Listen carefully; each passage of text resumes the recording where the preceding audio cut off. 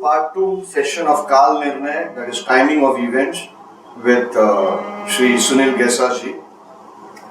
Sunil ji, let me just recap the first part that we did, which is that आदमी को physical तकलीफ उसके health या जिंदगी के इसमें ओके वो हमने कैसे देखा 3 पॉइंट से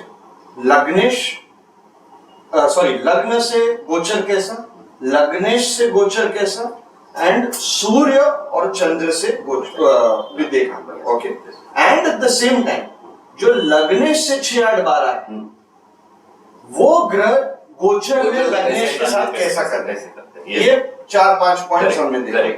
अभी सपोज ये तो हेल्थ पॉइंट ऑफ व्यू हो गया ओके, सपोज किसी आज अभी रिजल्ट 10th 12th का सब रिजल्ट आया तो एकेडमिकली एजुकेशन में इसको हम कैसे यूज करें एग्जैक्टली तो अभी हम लोग ऐसे ही एक कुंडली मैं आपको देना चाहता हूँ कि वो कुंडली हम लोग पहले देखेंगे कि उसकी लग्न बर्थ चार्ट देखेंगे और उससे वो एकेडमिकली उसकी ग्रेड करेंगे और जब भी उसका रिजल्ट डिक्लेयर हुआ तो उस टाइम की पोजीशन क्या थी और वो उसको फेवरेबल थी या नहीं थी। जैसे कि मैंने शुरू में कहा था कि जो गोचर ग्रह है वो बर्थ चार्ट जो बता रहा है, फोकस कर रहा है, वो प्रोजेक्ट कर रहे हैं या नहीं कर रहे हैं, मतलब at the end of the day result हमको क्या मिल रहा है वो हम लोग देखेंगे। आगे जाके हम लोग ये भी देखेंगे जैसे कि अभी आपने एकेडमिकली, आगे जाके थोड़ा और हम लोग डीप जाके देखेंगे कि हम लोग विवाह सुख बोलते हैं तो विवाह सुख ये इसमें 2 लफ्ज है, एक है विवाह और एक है सुख। तो ऐसे हो सकता है कि किसी का विवाह को लिए कोई प्रॉब्लम नहीं है लेकिन उसको सुख नहीं मिल रहा है, वो भी हम लोग देखेंगे। और एक देखेंगे कि एक लड़की ने सुसाइड किया तो वो सुसाइड करने की मेंटालिटी जो होती है वो उसको बॉन्ड होनी चाहिए और या हिम्मत भी होनी चाहिए। हमारे दिमाग में भी फ्रस्ट्रेशन हर एक को आता है लेकिन कोई वो ये नहीं कर पाता और कोई वो उसमें इफेक्टिव रोल ये कर देता है। और भी आगे जाके मैं एंड में आपको एक कर्नल की कुंडली बताने वाला हूँ कि उस टाइम वो कुंडली में आपको और ज्यादा ये स्पष्ट होंगे कि नॉर्मली हम लोग देखते हैं कि रवि राहु कंजंक्शन ये हम लोग ग्रहण बोलते हैं, रवि राहु कंजंक्शन, लेकिन वही और 8th हाउस भी हम लोग पूरा जैसे कि अभी हम लोग नहीं है लेकिन एंड में हम लोग देखेंगे कि ये कंजंक्शन है 8th हाउस में भी है लेकिन अगर वो ओरिजिनल रवि से और ओरिजिनल राहु से वो अच्छे है तो वो रिजल्ट बहुत बढ़िया देंगे। वो भी हम लोग देखेंगे फर्स्ट क्लास डेफिनेटली। तो अभी हम लोग ये देते हैं कि उसके पहले ये जो मैंने सेकंड ये किया है उसके हम लोग करेक्शन करते हैं कि उसका जो 12th एग्जाम का रिजल्ट डिक्लेयर हुआ उसका जो डेट मेरी गलती है कि मेरी इससे गलती से वो 3rd सितंबर 97 आया था लेकिन सितंबर में कोई रिजल्ट आता नहीं है। ये रिजल्ट जो आया है वो 3rd जून 97 है तो थोड़ा वो हम लोग करेक्ट करके लेते हैं, वो मेरी तरफ इससे गलती हुई है ह्यूमन एरर। तो अभी ये जो कुंडली है कि 22 अप्रैल 80 की कुंडली है, मॉर्निंग 5:45 नासिक उसका ये है जन्म का ये। और अगर ये इसमें एकेडमिकली ये इसकी इवेल्युएट करना है हमको कि एकेडमिकली ये लड़का कैसे होगा, उसके हिस्से अगर हम देखेंगे कि मीन लग्न है उसका और ये मीन लग्न वर्गोत्तम है तो मीन लग्न के जो भी मीन राशि के जो भी गुण है ये देने वाले हैं। तो ये लग्न में बुध है और लग्न में बुध हमेशा दिग्बली कहा जाता है। दूसरी बात हम लोग देखेंगे कि इसमें रवि उच्ची का है, मेष राशि का रवि है, शुक्र स्व राशि का है, कर्क भी चंद्र भी स्व राशि का है, मतलब इसमें बुध दिग्बली है, रवि उच्ची का है, शुक्र स्व राशि का है और चंद्र भी स्व राशि का है। मतलब एकेडमिकली तो बर्थ चार्ट के टाइम में अच्छे दिखाई दे रहे हैं। ये लग्न जो है वो 29 डिग्री के है, मतलब हम लोग कोई ऐसे बोल सकता है कि मीन राशि तो ऑलमोस्ट व्यय भाव में जा चुकी है। तो इसीलिए ऐसे समय में लग्न कुंडली के साथ अगर हम लोग राशि कुंडली का भी असिस्टेंस लेंगे तो वो हम लोगों का और बेटर रहेगा। तो राशि कुंडली की तरफ हम लोग देखेंगे तो इसमें चंद्र स्व राशि का है, कर्क राशि का चंद्र है, उसके दशम भाव में कोई भी ग्रह के दशम में जो ग्रह आता है वो उसके कारकत्व को हमेशा बल देता है। जैसे हम लोग बाकी ग्रहों के बारे में बोलते हैं कि लग्न कुंडली के दशम में जो ग्रह है वो उसका ये बताएगा कि उसका टैलेंट बताएगा, उसका एक्टिव पार्ट बताएगा। तो इसमें चंद्र के दशम में रवि उच्ची का है और चंद्र का जो पंचमेश है जिससे हम लोग एजुकेशन देखते हैं, कर्क राशि का जो पंचमेश है मंगल, वो और रवि उसका अन्योन्य योग है। मतलब रवि मंगल की राशि में है और मंगल रवि की राशि में है। यस, आपने पंचमेश बोला, चंद्र का पंचमेश, चंद्र का राशि कुंडली का पंचमेश, राशि कुंडली का पंचमेश। हाँ। क्योंकि ये 29 डिग्री का लग्न है ना, हाँ। तो ऐसे टाइम में बहुत सी पुरानी किताब में ऐसे बोला गया है हाँ। कि लग्न कुंडली के साथ साथ आपको राशि कुंडली का भी ये लेना जरूरी, उसका स्टडी करना भी बहुत जरूरी है। अगर बॉर्डर में ये है तो कोई भी इसमें कोई अगर बॉर्डर में है तो राशि साइमल्टेनियसली राशि दोनों भी आपको देखना है। तो अगर इसमें वैसे हम लोग देखेंगे तो राशि कुंडली के दशम भाव में, मतलब चंद्र के दशम भाव में रवि उच्चिका है, और चंद्र कुंडली का जो पंचमेश है जिससे हम लोग एजुकेशन देखते हैं, वो पंचमेश मंगल और रवि, जो मैंने शुरू में भी कहा था कि जो काल पुरुष की कुंडली है उसमें एजुकेशन हम लोग 5th हाउस से देखते हैं। तो एजुकेशन देखना है तो रवि को बाजू करके हम लोग एजुकेशन नहीं देख सकते।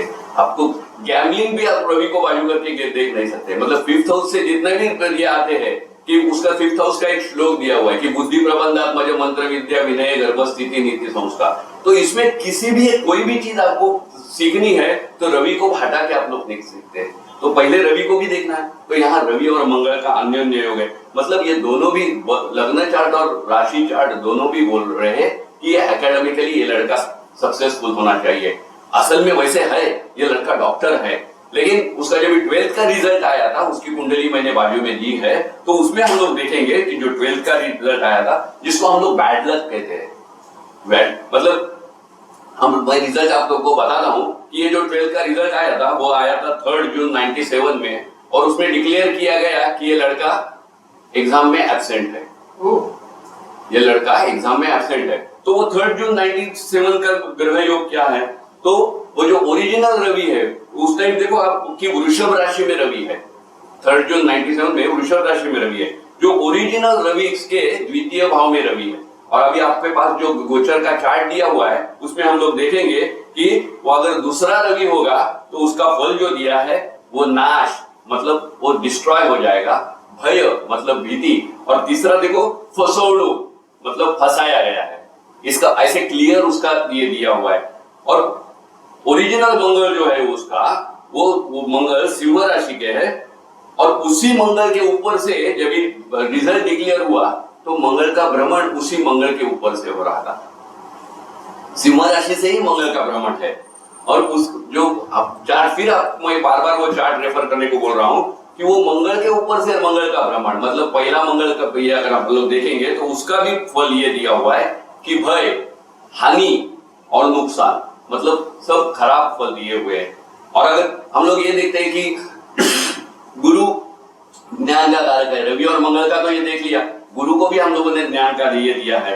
तो वो गुरु जो है, वो गुरु हम लोग देखेंगे कि जो ओरिजिनल उसका गुरु है, बर्थ टाइम का जो गुरु है, उसके 6th भाव से गुरु जा रहा है, मकर राशि से गुरु का भ्रमण हो रहा है। देखो जब ये उसका रिजल्ट डिक्लेयर हुआ तो मकर राशि से गुरु का भ्रमण हुआ, और उसका भी फल यही दिया है कि कष्ट और दुख, मतलब ये आदमी तकलीफ में होगा।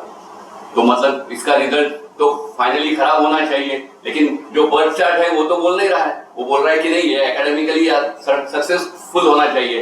तो जैसे हम लोगों ने जो नेगेटिव एस्पेक्ट्स देखे, तो यही कुंडली में कुछ पॉजिटिव एस्पेक्ट्स भी है, वो भी देखेंगे। तो अभी हम लोग देखेंगे कि उसका जो चंद्र है वो कर्क राशि का कर्क राशि है उसकी, और जब रिजल्ट डिक्लेयर हुआ वो चंद्र उससे दशम भाव में था। तो जैसे मैंने शुरू में कहा था कि जो दशम में ग्रह आता है वो आपको कंट्रोल करता है, क्योंकि दशम स्थान में जो राशि आती है वो हमारे दिमाग पे है, तो वो सबसे बढ़िया होता है। तो चंद्र से दशम स्थान का होने वाला चंद्र वो क्या दे रहा है, वो दे रहा है सौख्य और अधिकार दे रहा है, सौख्य और अधिकार दे रहा है। बाद में हम लोग उसके लग्न में बुध है, तो वो बुध को ये देखेंगे, तो वो बुध जो है वो ओरिजिनल जो बुध है, बर्थ टाइम का जो बुध है, उसके द्वितीय भाव से बुध जा रहा है, और उसका फल जो दिया हुआ है वो लाभ और जय दिया हुआ है। मतलब जैसे कि कोई भी कुंडली का जो हम लोगों को जो सवाल आता है उसका आधा आंसर तो लग्न में जो ग्रह आया वो ही देता है। तो ये मूळ बुधाच्या द्वितीयामध्ये बुध है, तो उसका फल जो दिया है वो लाभ और जय दिया हुआ है। और शुक्र को हम लोग देखेंगे कि शुक्र भी इसका जो मूल शुक्र है उसके द्वितीय भाव से शुक्र जा रहा है, मतलब उसका ओरिजिनल शुक्र जो है वो वृषभ राशि में है, और जब रिजल्ट डिक्लेयर हुआ उस टाइम मिथुन राशि में शुक्र था, तो उसका भी फल ये दिया हुआ है कि सुख और राजकृपा। सर एक क्वेश्चन है, हाँ। इसमें हमें शुक्र क्यों लेना है? इसमें शुक्र- एजुकेशन कारक हमने बुध लिया, हाँ जुपिटर लिया, बराबर, और चंद्र से पंचमे चंद्र भी लिया क्योंकि फिफ्थ में है, और बराबर। चंद्र से पंचमे मंगल है तो मंगल भी लिया तो बराबर। तो जैसे कि हम लोग देखेंगे कि सक्सेस मिलने के लिए, जिसको हम लोग यश बोलते हैं, तो यश मिलने के लिए आपको लाभस्थान की असिस्टेंस होनी चाहिए या नहीं चाहिए? होनी चाहिए। तो उसके चंद्र के लाभों में कौन है? देखिए, चंद्र के लाभों में शुक्र है, और वो लाभ स्थान में जो शुक्र है तो उसने उसको लाभ देना है, और वो लाभ जब भी देगा जब उसको द्वितीय भाव से वो जा रहा है। तो जब भी रिजल्ट डिक्लेयर हुआ तो वो ओरिजिनल शुक्र से द्वितीय भाव से शुक्र का भ्रमण हो रहा था, तो वो तो अच्छा हो गया ना रिजल्ट। अच्छा हुआ। तो at the end of the day result क्या डिक्लेयर हुआ? इसको पहले डिक्लेयर किया कि एब्सेंट करके डिक्लेयर किया, तो नेचुरली ये तो अपियर किया था, तो उसने रिवैल्यूएशन के लिए किया, और जब भी और उसके लिए उसने जितने भी सोर्सेस चाहिए वो सब सोर्सेस लगाए, क्योंकि रिजल्ट आगे के एडमिशंस लेनी है, तो जितने भी सोर्सेस चाहिए वो सोर्सेस ये किए।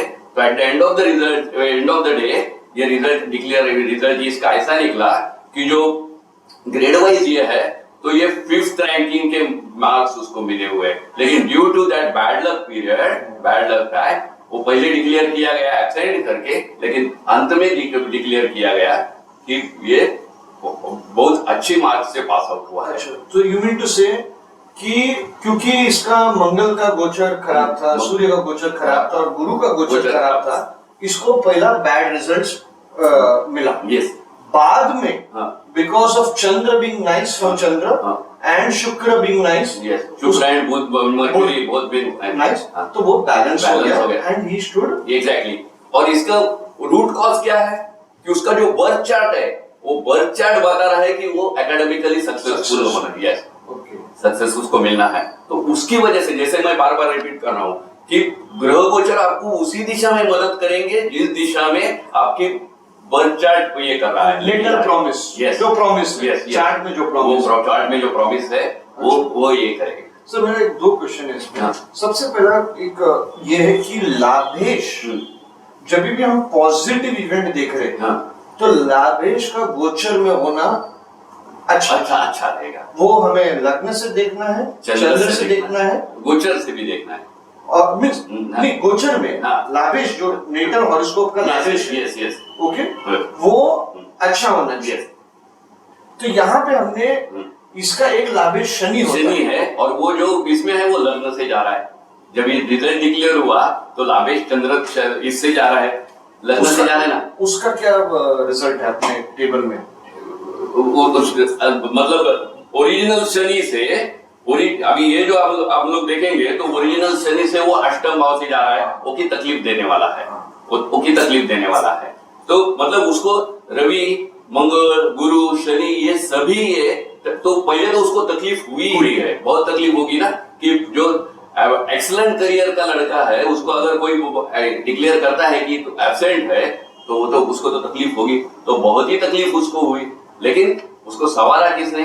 उसके एक तो बर्थ चार्ट ने, और जो गोचर के मून है, मतलब बर्थ चार्ट ही डिफाइन करेगा कि क्या क्या रिजल्ट आपको मिलेगा। गोचर में आपको कितना तकलीफ होने वाला है या कितना फायदा होने वाला है, आपका बर्थ चार्ट डिफाइन करेगा, प्लैनेट्स का स्ट्रेंथ, यस, वो डिफाइन करेगा। अच्छा, और एक क्वेश्चन था इसमें सर, आपने एक बहुत खास बात बोला कि कोई भी ग्रह से उसके 10वें घर में जो ग्रह बैठा है वो उसको डिफाइन करता है, उसको स्ट्रेंथ देता है। ओके, अगर उसका, मेरा क्वेश्चन ये कि अगर उसका दुश्मन बैठा है तो उसका दुश्मन भी बैठा, मतलब वो उस, अभी देखो कि इसके चंद्र मन का कारक है कि नहीं, और रवि आत्मा का कारक है, तो चंद्र के दशम भाव में मतलब मन में क्या सोच रहा है ये कि मुझे बड़ा होना है, क्योंकि दशम भाव में उच्ची का रखती है। अगर समझो यही उसमें शनि होता था, उसको मतलब चंद्र और शनि शत्रु है ना, लेकिन शनि को जैसे चंद्र और शनि शत्रु है,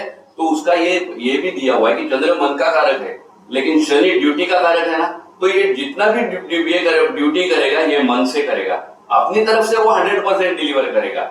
उसको सक्सेस उतना नहीं मिलेगा क्योंकि उसका वो शत्रु वहां बैठा हुआ है, लेकिन अगर उसका मित्र वहां बैठा हुआ है तो उसको सक्सेस जबरदस्त मिलेगा।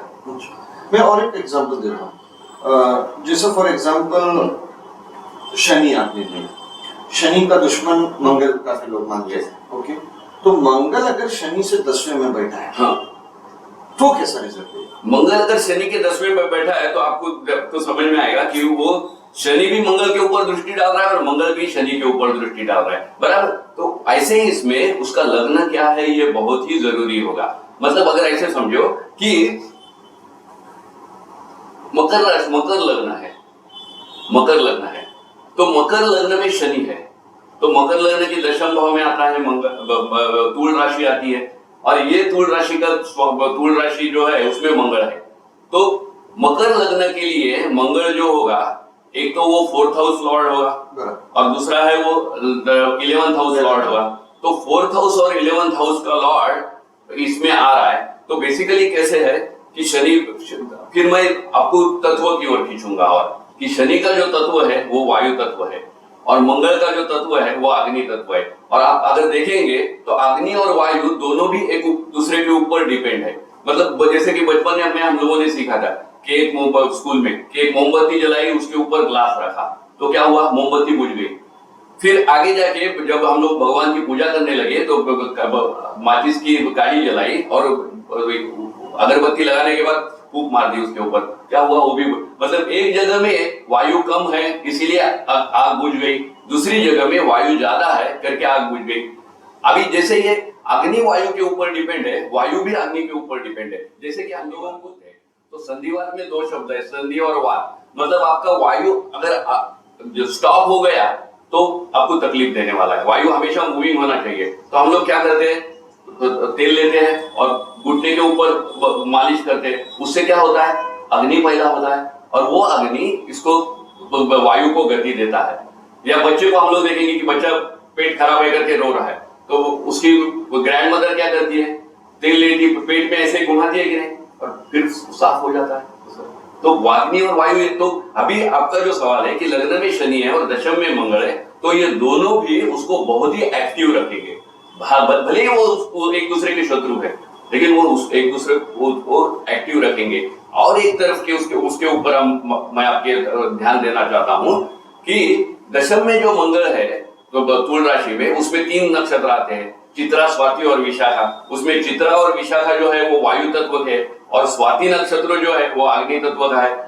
तो अगर वायु तत्व में वो ये है, मतलब जो पहले हम लोगों ने अवखड़ा चक्र लिए थे, तो वायु तत्व में है मंगल, तो वो एनर्जेटिक रहेगा, और अग्नि तत्व में मतलब स्वाति नक्षत्र में वो मंगल है तो वो डोमिनेटिंग रहेगा। और ये दोनों भी हासिल करने के लिए, मंगल पावर का ये है, तो पावर हासिल करने के लिए जो एफर्ट्स लेने हैं वो लग्न में जो शनि बैठा है वो एफर्ट्स लेगा।